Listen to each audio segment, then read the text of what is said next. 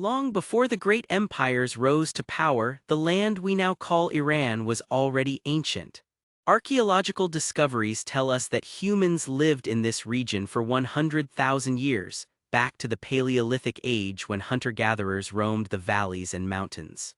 By 10,000 years before the Common Era, semi-permanent settlements began to emerge, marking the first steps toward civilization. The city of Susa, founded in 4395 before the Common Era, would become one of the oldest continuously inhabited cities in human history. This was a land where humanity learned to thrive, to build, and to dream of greatness. As centuries passed, a powerful kingdom emerged from these early settlements. The kingdom of Elam flourished in this fertile region, with its oldest settlement at Chagha Bonut dating back to approximately 7,200 years before the Common Era. The Elamites were master craftsmen and builders, creating one of the most advanced civilizations of their time. Yet even mighty Elam would eventually face conquest, first falling to the Sumerians, then to the devastating armies of Assyria. But from these conquered peoples would emerge something far greater, a new force that would reshape the ancient world. Around the 3rd millennium before the Common Era, waves of Aryan tribes migrated into the Iranian plateau. These were not invaders seeking conquest, but peoples seeking new homes, bringing with them sophisticated religious beliefs and cultural traditions. The term Aryan, meaning noble or civilized in the ancient Avestan language, described these diverse groups including the Medes, Persians, Parthians, and Bactrians. They brought with them a polytheistic religion featuring the supreme god Ahura Mazda, the sun god Mithra, and the goddess Anahita. Fire was sacred to them, seen as an embodiment of divine truth and purity that illuminated the darkness. Between 1500 and 1000 years before the Common Era, a visionary changed everything. Zoroaster, also known as Zarathustra, received what he claimed was divine revelation from Ahura Mazda himself. His message was revolutionary. Life was an eternal struggle between order and chaos, truth and lies, light and darkness. Every human being had to choose which side they would serve. This was not about rituals or sacrifices, but about the moral choices people made every single day. Zoroastrianism would become the spiritual foundation of the great Persian empires, shaping their laws, their justice, and their vision of the world. By the 1st millennium before the Common Era, the Persians had established themselves firmly across the Iranian plateau. Under King Achaemenid, they consolidated control of the Bakhtiari Mountains region, making the city of Anshan their capital.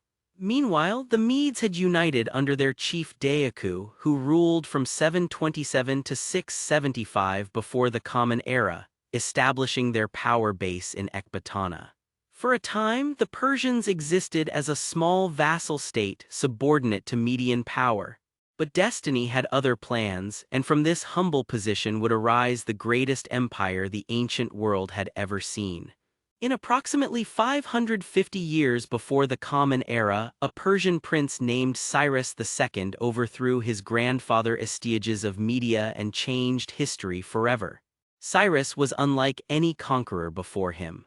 When he conquered the wealthy kingdom of Lydia in 546, Elam in 540, and the mighty Babylon in 539 before the Common Era, he did not destroy or enslave. Instead, he freed the Jewish captives of Babylon and sent them home with funds to rebuild their temple.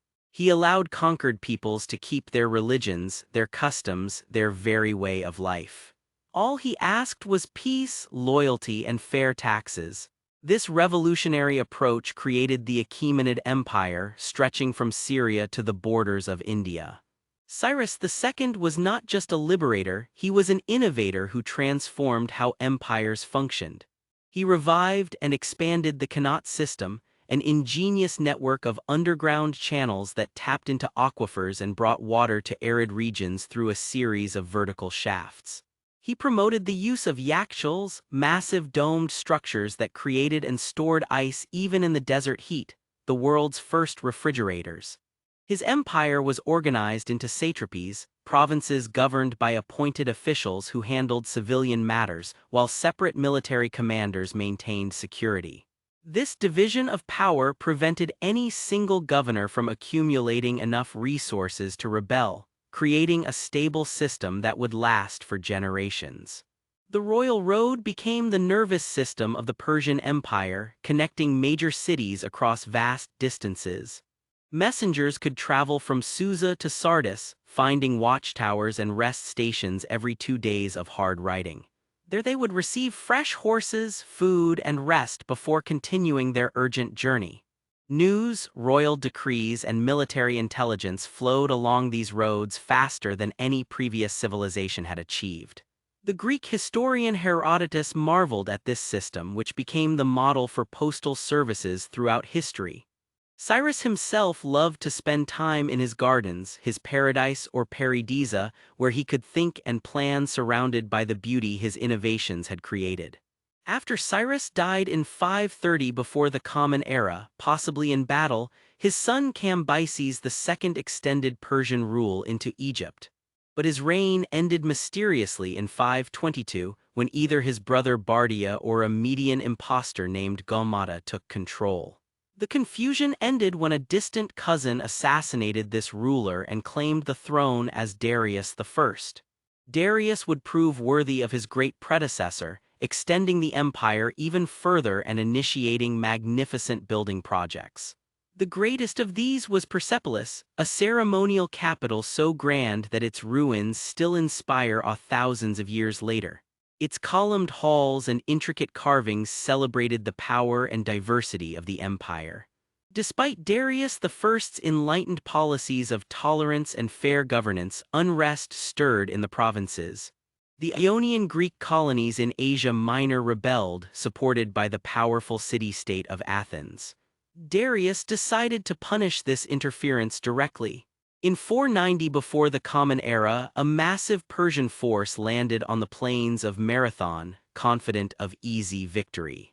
But the Greek hoplites, heavily armored infantry fighting in tight formation, shocked the Persians with their discipline and ferocity.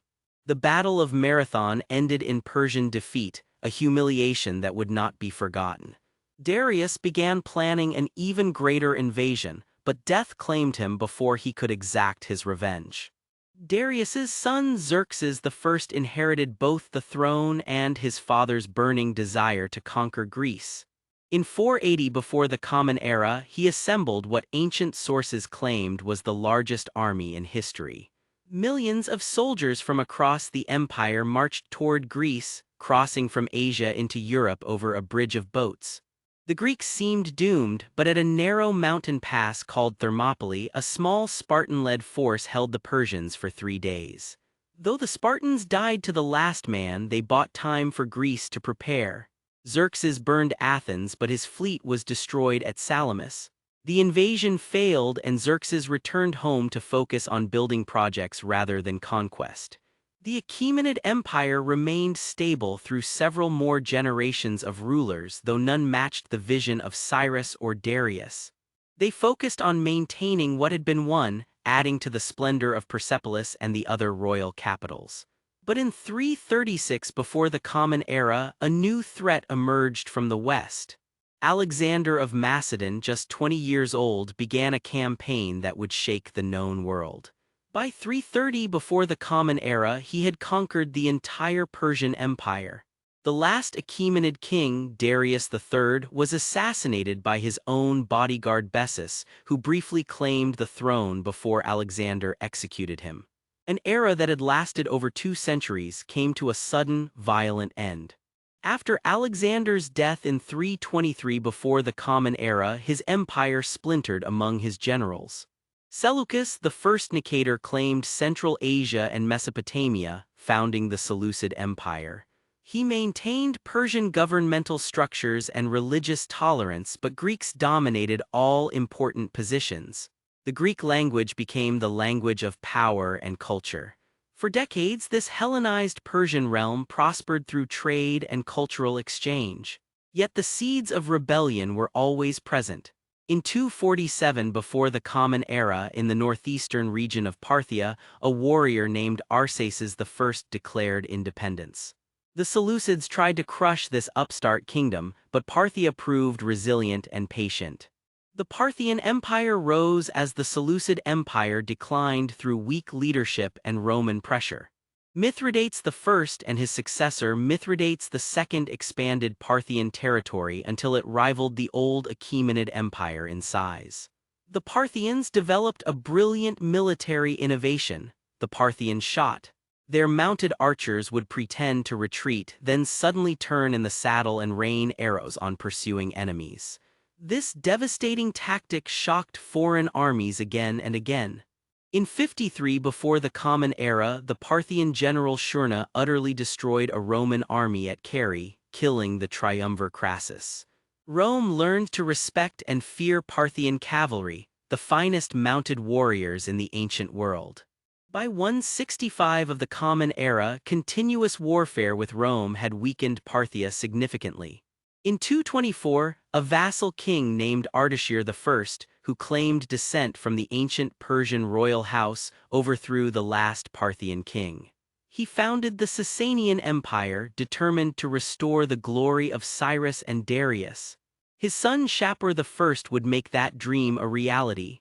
Shapur I saw himself as a warrior of light fighting against Roman darkness.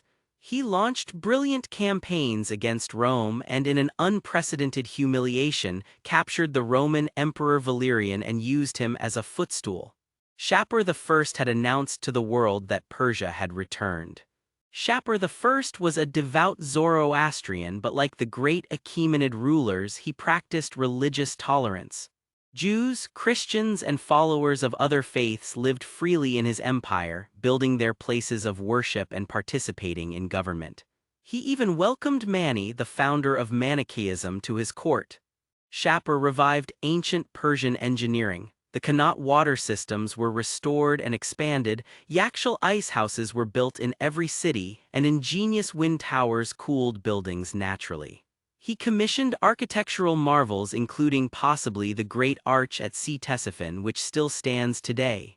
Under his rule, Persian art, architecture, and culture flourished as never before. The greatest of all Sassanian rulers was Khosrau I, known as the Just, who reigned from 531 to 579 of the Common Era. He reformed taxation to be more equitable, divided the empire into 4 military districts for better defense, and secured the borders. Most importantly, he revolutionized education by founding the Academy of Gondishapur, which attracted the finest scholars from India, China, Greece, and beyond. This university became the intellectual center of the ancient world, preserving and advancing knowledge in medicine, philosophy, astronomy, and mathematics. Khosrau continued Persia's ancient tradition of opposing slavery, treating prisoners of war as paid servants with legal protections unknown anywhere else in the world.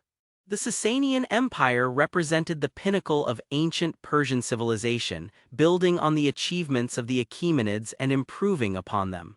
Art, architecture, engineering, and governance reached heights that would influence Islamic civilization for centuries to come. But like all empires, the Sassanids faced challenges. Weak rulers made poor decisions, corruption crept into the Zoroastrian clergy, and devastating plague outbreaks weakened the population.